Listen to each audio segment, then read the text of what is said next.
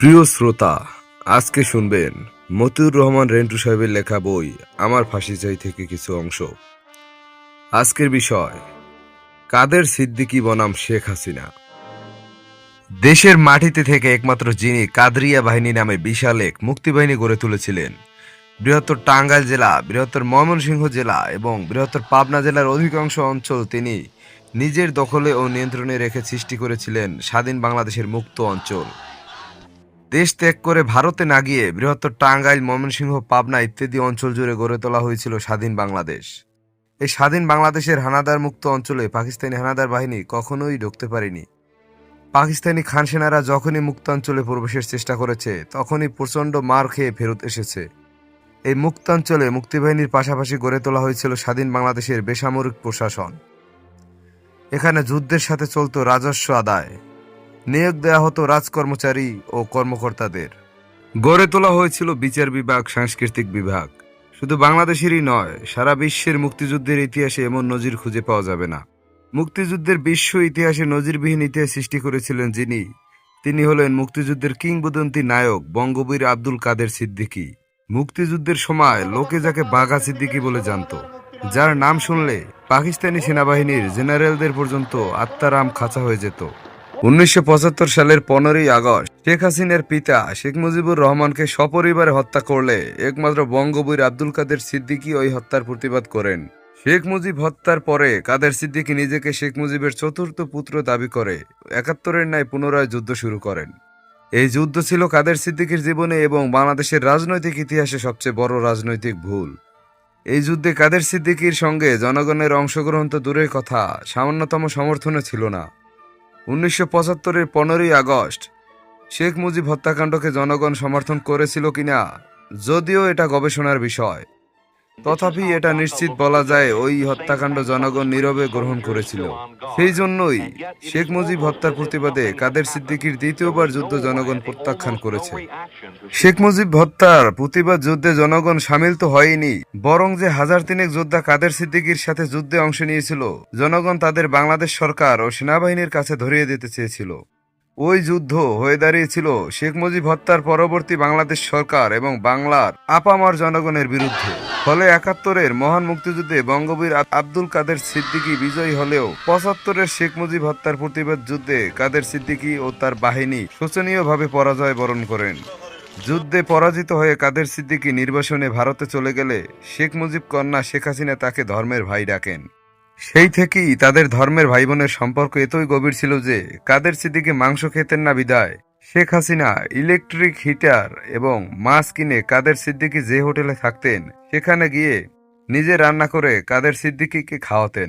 শেখ হাসিনা প্রকাশ্যেই বলতেন, একমাত্র কাদের সিদ্দিকী ছাড়া পৃথিবীতে তার আর কেউ নেই এবং কাদের সিদ্দিকী তার পিতা শেখ মুজিবের একমাত্র উত্তরসূরি।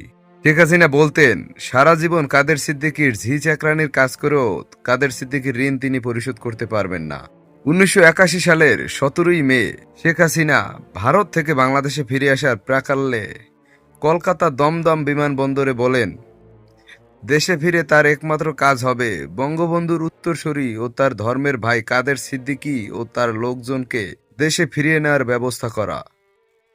কিন্তু দেশে ফিরে এসে শেখ হাসিনা তার ধর্মের ভাই শেখ মুজিবের উত্তরসূরি কাদের সিদ্দিকীকে ফিরিয়ে আনার কার্যকর কোনো ব্যবস্থা না নিলে বঙ্গবীর কাদের সিদ্দিকীর সহধর্মিণী নাসরিন সিদ্দিকী বঙ্গবীর কাদের সিদ্দিকী বীরোত্তম স্বদেশ প্রত্যাবর্তন সংগ্রাম পরিষদ নামে এক নতুন সংগঠন করে অত্যন্ত যোগ্যতা ও দক্ষতার সাথে বাংলাদেশের আনাচে কানাচে ঝটিকা সফর করে কাদের সিদ্দিকীকে দেশে ফিরিয়ে আনার পক্ষে ব্যাপক জনমত সৃষ্টি করলে শেখ হাসিনা এটাকে ভালো দৃষ্টিতে না দেখে চ্যালেঞ্জ হিসাবে মনে করেন এবং নাসরিন সিদ্দিকী ও ওই সংগঠনকে কুদৃষ্টিতে দেখতে থাকেন। শেখ হাসিনা প্রকাশ্যে কিছু না বললেও ভেতরে ভেতরে তার সংগঠন আওয়ামী লীগকে কাদের সিদ্দিকীর ওই সংগঠনের সাথে সম্পর্ক না রাখার এবং বিরোধিতা করার নির্দেশ দেন। 1990 সালে তীব্র গণ আন্দোলন সামরিক স্বৈরাচার জেনারেল হুসাইন মোহাম্মদ এরশাদের পতন হলে 16ই ডিসেম্বর মহান বিজয় দিবসে শেখ মুজিবের চতুর্থ পুত্রের দাবিদার শেখ হাসিনার ধর্মের ভাই বঙ্গবীর কাদের সিদ্দিকী বাংলাদেশে ফিরে আসার চূড়ান্ত সিদ্ধান্ত ও প্রস্তুতি নেন। এবং যথারীতি শেখ হাসিনার সাথে টেলিফোনে কাদের সিদ্দিকী তার স্বদেশ প্রত্যাবর্তনের বিষয়ে আলোচনা করলে শেখ হাসিনা সরাসরি কাদের সিদ্দিকীর স্বদেশ প্রত্যাবর্তনের বিরোধিতা করেন। এরপর কাদের সিদ্দিকী স্বদেশ প্রত্যাবর্তনে দৃঢ় থাকলে শেখ হাসিনা তার দল আওয়ামী লীগকে কাদের সিদ্দিকীর স্বদেশ প্রত্যাবর্তন কর্মসূচি ভণ্ডুল করার নির্দেশ দেন। 16ই ডিসেম্বর মহান বিজয় দিবসে বঙ্গবীর কাদের সিদ্দিকী স্বদেশ প্রত্যাবর্তন করলে জিয়া আন্তর্জাতিক বিমানবন্দরে লক্ষ লক্ষ মানুষ তাকে সংবর্ধনা দিলেও শেখ হাসিনা সহ আওয়ামী লীগের কোনো নেতাকর্মী ওই সংবর্ধনায় যোগদান করেননি। এবং এখান থেকেই শেখ মুজিবের চতুর্থ পুত্রের দাবিদার শেখ হাসিনার ধর্মের ভাই কাদের সিদ্দিকীর সাথে শেখ হাসিনার প্রকাশ্য বিরোধ শুরু হয়। এরপর থেকে শেখ হাসিনা তার ধর্মের ভাই কাদের সিদ্দিকীকে এক মুহূর্ত সহ্য করতে পারতেন না। শেখ হাসিনা প্রকাশ্যেই বলতেন, আমি আছি বলেই কাদের সিদ্দিকী আছে, আমি না থাকলে কাদের সিদ্দিকীও থাকবে না। কাদের সিদ্দিকীর অবস্থা হবে ভারতের প্রয়াত প্রধানমন্ত্রী ইন্দিরা গান্ধীর পুত্র সঞ্জয় গান্ধীর স্ত্রী মেনকা গান্ধীর মতো। যতক্ষণ ইন্দিরা গান্ধী ছিল মেনকা গান্ধীও ততক্ষণ ছিল। ইন্দিরা গান্ধীও নাই আর মেনকা গান্ধীরও খবর নাই। আমি না থাকলে কাদের সিদ্দিকীরও ওই অবস্থা হবে, কোনো খবর থাকবে না। আর কাদের সিদ্দিকীও মাশাল্লাহ কখনো শেখ হাসিনাকে নেত্রী বলে মানলেন না, স্বীকারও করলেন না। কাদের সিদ্দিকীর ওই একই কথা, শেখ হাসিনা আমার বোন, আমি শেখ হাসিনার ধর্মের ভাই, আমি শেখ মুজিবের রাজনৈতিক উত্তরসূরি। নানাবিধ কারণে, বিশেষত কৌশলগত কারণেই শেখ হাসিনা কাদের সিদ্দিকীকে আওয়ামী লীগে রাখেন, আওয়ামী লীগের এমপি বানান। কাদের সিদ্দিকীও একই কারণে আওয়ামী লীগে থাকেন, আওয়ামী লীগের এমপি হন। শেখ হাসিনার ভাবনা হলো কাদের সিদ্দিকীকে আওয়ামী লীগ থেকে বের করে দিলে আওয়ামী লীগের কিছু ক্ষতি হতে পারে।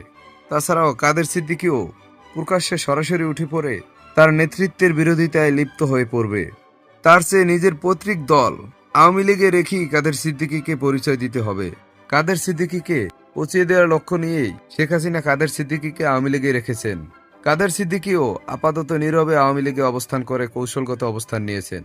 প্রধানমন্ত্রী শেখ হাসিনা হেয় করা ও রাজনৈতিক প্রতিহিংসা চরিতার্থ করার জন্য কাদের সিদ্দিকীর বাড়িতে পুলিশ পাঠানোর পরিকল্পনা করলে মোটরসাইকেল আরোহী এর বিরোধিতা করে বলেন, সামান্যতম কৃতজ্ঞতাবোধ থাকলে আপনি এটা করতে পারেন না। ভুলে যাবেন না, আপনার পিতামাতা ভাইদের মেরে যখন সিঁড়িতে লাশ ফেলে রেখেছিল তখন সারা পৃথিবীতে একমাত্র কাদের সিদ্দিকী ছাড়া অন্য কেউ এর প্রতিবাদ করেননি। আর আজ আপনি প্রধানমন্ত্রী হয়ে তার বাড়িতে পুলিশ পাঠালে তা হবে চরম অকৃতজ্ঞতার কাজ। আপনি এত বড় অকৃতজ্ঞের কাজ করতে পারেন না। প্রধানমন্ত্রী শেখ হাসিনা বলেন, ওর ভাইয়েরা সন্ত্রাসী, ওর ভাইদের ধরার জন্য ওর বাড়িতে পুলিশ যাবে।